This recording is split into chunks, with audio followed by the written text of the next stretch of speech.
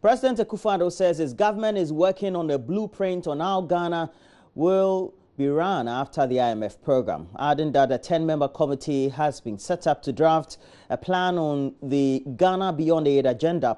The IMF completed the 5th and 6th reviews of the program last month as Ghana prepares to end the initiative. Well, the President Akufo-Addo, who was speaking at an event as part of the May Day celebration in Kumasi, said Ghana will gradually reduce its dependence on foreign aid.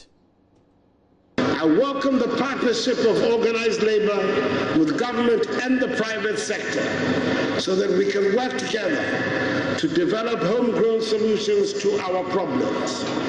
This will present us with the most effective path to realizing the vision of a Ghana beyond aid. That is why I'm setting up a 10-member committee comprising 3 members each from government, ministries of finance, planning and employment and labor relations, organized labor, and the private enterprise federation to work out under the chairmanship of that good servant of the Ghanaian people, the Honorable Yao Safo-Mafo, the senior minister, in the next 6 months, a charter on Ghana beyond aid. The charter will then be subject to scrutiny and debate by Parliament and adopted as a follow-up to the coordinated program of economic and social development policies. The nation will then know in detail how we intend to move Ghana to a situation beyond aid. Expected beneficiaries of the Nation Builders Corps are divided over the initiative by government to address graduate unemployment. The Builders Corps program is expected to recruit some 100,000 graduates who will be trained and deployed to different public sector or private sector agencies. Prince Appiah has more. The launch of the new initiative, Nation Builders Corps, by President Nana Akufo-Addo at KNUST in Kumasi, is expected to recruit 100,000 graduates trained and deployed to different public sector agencies. This is to tackle graduate unemployment in the country. The initiative is expected to last for 3 years. Chief Executive of MASLOC, Stephen Amwa, says the initiative is the key to addressing unemployment situations in the country. As we said, some of them will still remain in the formal sector. Others too probably will find their ways into they will respond to their entrepreneurial instincts. And those will be taken care of by providing. That's where MASLOC and other bodies will come in strongly. So it's not like we're going to give them temporary job, no. But at least to be gainfully employed for the next 3 years is a real task. Most of them by then can even live on their own economically. Others will still stay in it. And mind you, we are expanding the economy. So there will be other opportunities that they can really take care of. There are concerns about job security and permanent employment for the recruits. Mr. Amwa explains MASLOC and other like-minded agencies have been charged to support the recruits with both technical and financial support. And the entrepreneurs bit of it is where we also provide finances and other facilities, be machines and other things, in a form of capital to make sure that those who are entrepreneurs and they are into their businesses through this policy framework, we can also resource them or facilitate them.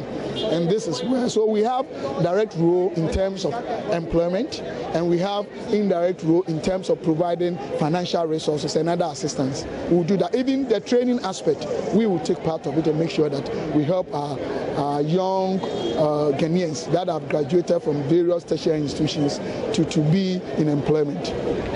Some of the expected beneficiaries are divided about the intent of the initiative to address unemployment. One of the qualifications is that you have your certificates. So what the NSS can do now to help those who are in the service is to release our certificate early, as soon as possible. But we thank God that now with the NSS we move from the paperless to the digital, whereby we can access our certificate online. So you just appeal to them that there is speedy or hurry or work on it fast so that people can get it, so that we can apply? Because one, I completed the university. I hold a license as a medical laboratory scientist. Anybody who works in the laboratory, if you go to Confanochi, you hold the same qualification. So if you are sending me there to work as a medical laboratory scientist, why should that person take over 2,000 and I take 700 cedis? We are doing the same diagnosis. Remember, we hold the same license, the same certificate. So why should my colleague, that we work, we do the same work, we do the same diagnosis, receive a higher amount and I take 700 cedis? Now the question is, are there spaces in the public sector? If there are spaces, what prevents the government to enroll us fully or give us permanent appointments? Okay, so if there are spaces and you need people to fill those spaces, give us permanent appointments. If there are no spaces, fine, we'll stay at home. But if there are spaces, please, we are not case. Prince Apia reporting. Meanwhile, members of the Unemployed Nurses Association in the Upper West region have rejected the open offer given to them to enroll onto the Nation Builders Corps program. President of the association, Ibrahim Suglo Karim, conceded that though the program is good, they expected more from government by giving them permanent employment. Rafiq Salam now reports from Wa. Speaking to the media after the May Day celebration, President of the Upper West Unemployed Nurses Association, Ibrahim Suglo Karim, said though they agree the program is a good one, they expect to get more from the government as promised them. We are happy when the Vice President said that they are going to post us into the Nation Builders Corps to facilities that where nurses and health professionals are not. So if they are going to post us to these facilities where health professionals are not there, why don't they just post us direct, permanently, and then we'll work forever? We'll serve our mother Ghana. We've paid huge sums of monies. We've gone through tedious trainings in our schools. We've been licensed to practice as qualified nurses. And in the 1992 Constitution, Clause 24, Article 1, states equal work for equal pay. Yes. We are also licensed and qualified to practice as nurses. So why are we going to receive salaries lesser than the professional salary that they pay? He also said no member of the group will take part in the Nation Builders Corps program as it cannot ameliorate the suffering they are going through. We want a permanent posting. We want to be absorbed as promised by the government. We don't want them to drag us far. They have posed many threats on us that those that will join the policy will be first considered when clearance is out. We want the government to be aware that nobody, none of us is going to log on to that Nation Builders Corps. And so therefore, we are not ready any day, any time to be part of that Nation Builders Corps. Members of the Unemployed Nurses Association disclosed that they will embark on a national demonstration on June 7 at the Jubilee House in Accra to press home their demands. Even let's consider our juniors who are at schools. They promised them restoration of allowance. What do we see? Now they don't receive the allowance. 4 months arrears. Our seniors who are even in the field, their arrears are lying down unpaid. We are qualified and licensed to practice. Now you are dumping us. He was the one that said we should be citizens and not spectators. Yes. We the youth here are citizens and not spectators. And we are not going to be part of the Nation Builders Corps because we are citizens. Reporting for JoyNews, Rafiq Salam. Wow. To the office and take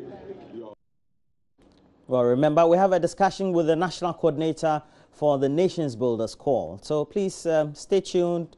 We'll bring you more information, greater education on the program, and also answer some key questions that all of you may have. But let's move on. Local contractors are asking government to pay greater attention to them in the award of road and building contracts, all in a bid to reduce unemployment. Project manager of Kumasi-based Kofi Job Construction believes state confidence in local expertise will enhance capacity to execute such projects. Michael Opukujebi spoke during site inspection of ongoing road project at Itimi Team Bueja in the Ifija Kwabre district. Nana Sensu Mensah has more in the following report.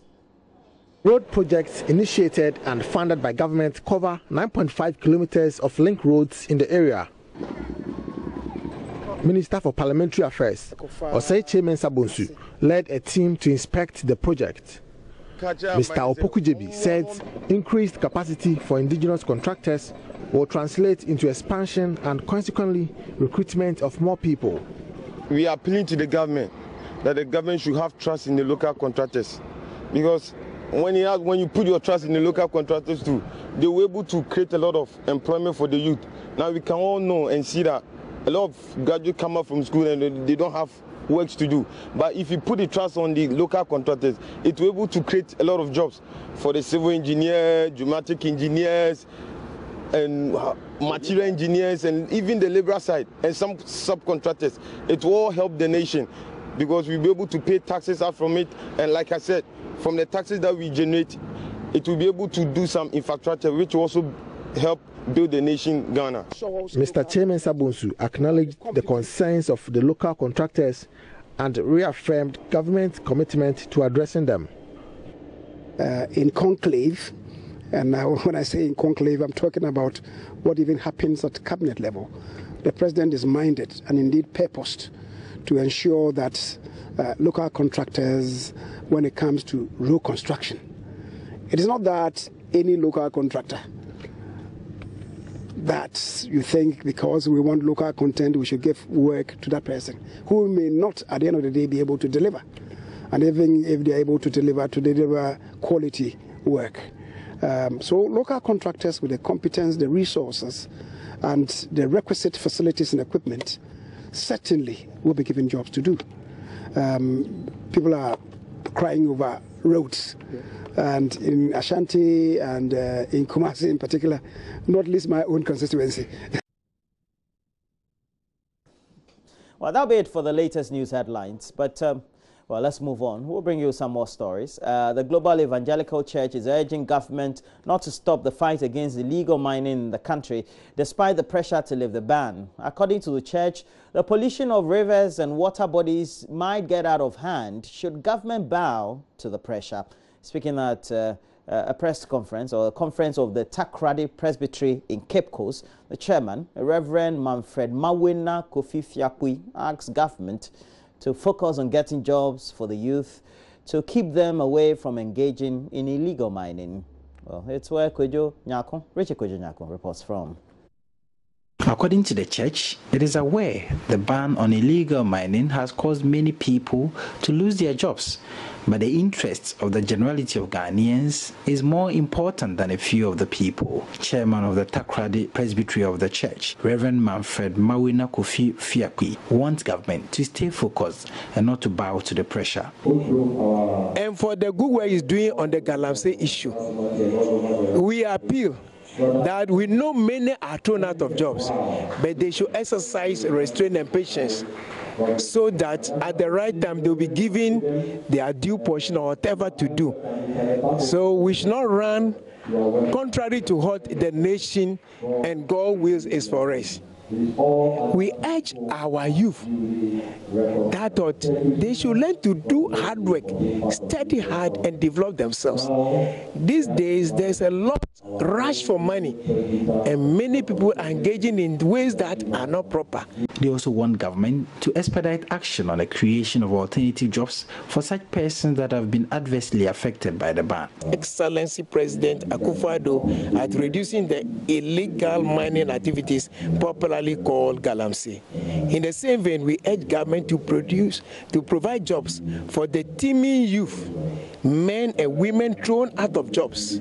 If not, some may be tempted to engage in dangerous activities for their survival to the detriment of society. Global Evangelical Church also urged the president to stand his grounds on the issue of homosexuality, since any attempt to enact laws to permit it would have grave consequences on the nation. Richard Kwejo Nyako, JoyNews, Cape Coast. Well, now finally, we've ended the news tidbit. Now, we have more news. We'll be looking at the newspapers. We have a couple of them in the studio. And then also we'll look at myjoyonline.com and the rest of the online portals. I'll be joined by Mavio Sabwaje, remember. She has a great conversation with the coordinator, the national coordinator for the Nation Builders Corps. As you would have known, the president announced as coinciding with May Day at an event on the campus of the Kwame Nkrumah University of Science and Technology, so that the Nation Builders Corps is going to employ about 100,000 graduates, meaning if you're having a diploma, an HND, or let's say just a regular degree or postgraduate, you will be part of that initiative. That would also see you across board, depending on which sector you're working, no matter where you're working, earning a month some 700 Ghana cedis. Well, so all the questions you have, you can stick and stay as we have that opening. We do that discussion with the coordinator for the national or the Nation Builders Corps, and for you to get those answers. We have to take a break. When we come back, we'll review the newspapers, we'll bring in sports, then we'll start a great discussion. So stay on.